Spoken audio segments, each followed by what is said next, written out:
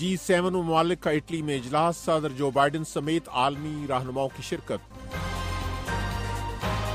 चीनी कंपनियों पर पाबंदी, बीजिंग की अमेरिका पर तनकीद। गजा और सूडान में बड़े पैमाने पर फाका कशी का खतरा। वॉइस ऑफ अमेरिका वाशिंगटन से अहम खबरों के साथ मोहम्मद जलील।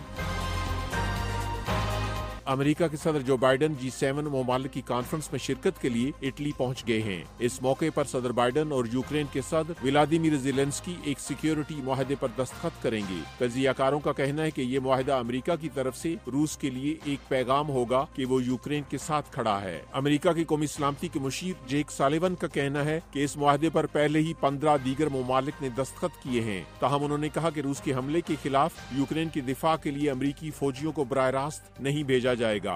G7 का सरबराही इजलास 13 जून से शुरू होकर 15 जून तक जारी रहेगा, जिसमें यूक्रेन के अलावा मशरक़ वस्ता की सूरत हाल, चीन के साथ तिजारती अदम तवाज़ुन समेत कई दीगर अमूर ज़ेर बहस आएंगे। ये वॉइस ऑफ अमेरिका वाशिंगटन है।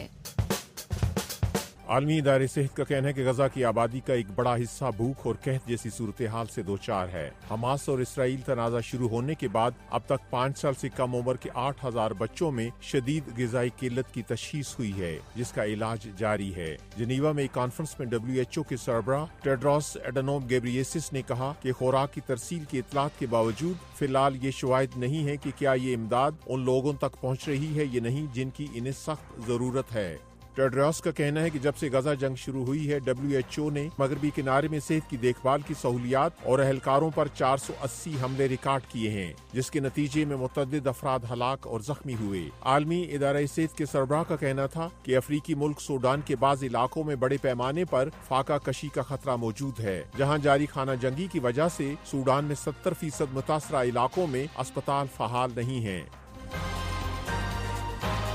अमेरिका की जानिब से रूस के साथ तिजारत करने वाली चीनी कंपनियों पर पाबंदी आयद करने पर चीन का कहना है कि अमेरिका चीन और रूस के तिजारती मुआमलात में मुदाखलत से बाज आए। चीन की वजारत खारजा के तर्जुमान ली जियान ने अमेरिका पर जोर दिया है कि वो फौरी तौर पर यकतरफा पाबंदियों के गलत इस्तेमाल को रोक दे। अमेरिका ने बुध को रूस पर आयद पाबंदियों को वसी करते हुए मॉस्को को सेमी कंडक्टर्स फरोख्त करने वाली चीनी कंपनियों को भी इन पाबंदियों में शामिल किया है, ताकि यूक्रेन जंग में सरगर्म रूस की फोर्सेस को कमजोर किया जा सके। उधर चीन की वजारत खारजा ने यूरोपीय कमीशन पर जोर दिया है कि वो तिजारत को सियासी मसला न बनाए। चीन की जानिब से ये बयान यूरोपीय कमीशन के इस ऐलान के बाद सामने आया है, जिसमें इस साल जुलाई के बाद चीन में तैयार करदा इलेक्ट्रिक कारों पर 38% से ज्यादा ड्यूटी आयद कर दी जाएगी।